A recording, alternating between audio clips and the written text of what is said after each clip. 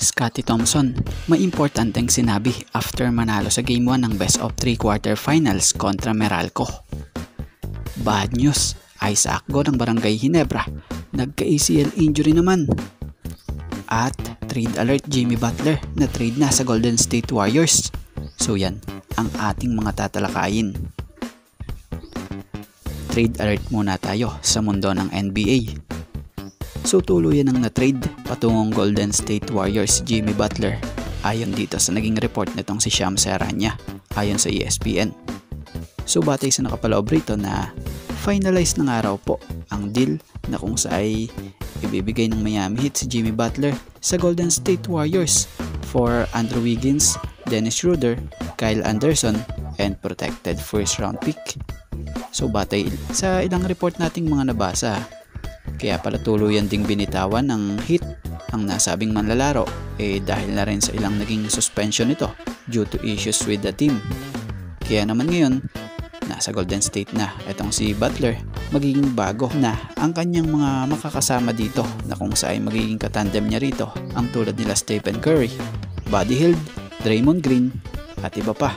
So counting background check lang na muna tayo bago matrade si Butler sa GSW. Siya lang naman nag-average ng 17 points per game, 5.2 rebounds per game, and 4.8 assists per game this season so far. At tumungo naman tayo dito sa update sa PBA.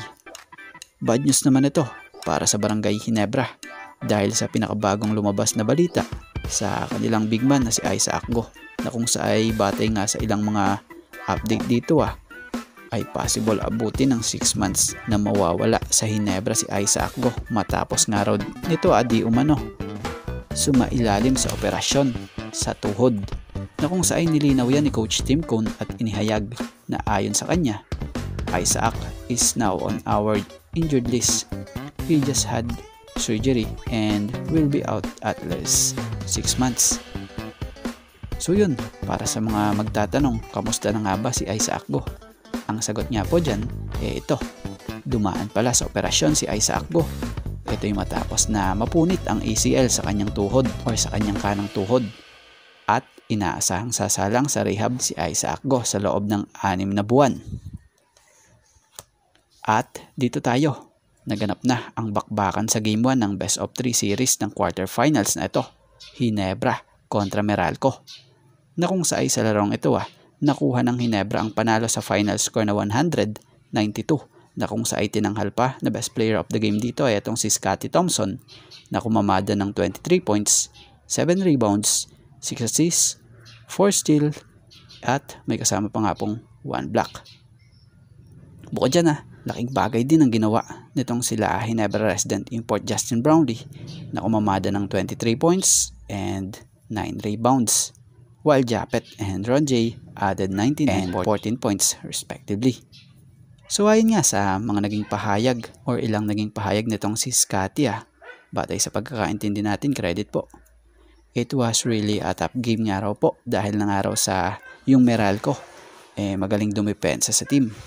At they made it difficult nga raw to execute sa kanilang plays at yung challenge nga raw sa kanila if we can stay disciplined sa kanilang execution. So kumbaga yung tinutukoy ni Scottie rito yung players raw talaga ng Meralco, yung tapang nila. At sa tingin nga raw niya, kailangan nilang mas galingan pa, lalo na sa kanilang rebounds, dahil siguradong mas magiging matinding araw yung game 2 nila dahil alam nga raw nila kung ano ang pwedeng or kayang gawin ng Meralco sa kanila. So sigurado magiging kaabang-abang ang game 2 ng quarterfinals na ito dahil possible kung physical nga yung nangyayari sa game 1, mas possible mas maging physical pa ang mangyayari dito sa game 2. Kaya naman abangan natin sa Biyernes ang susunod na laban nilang ito.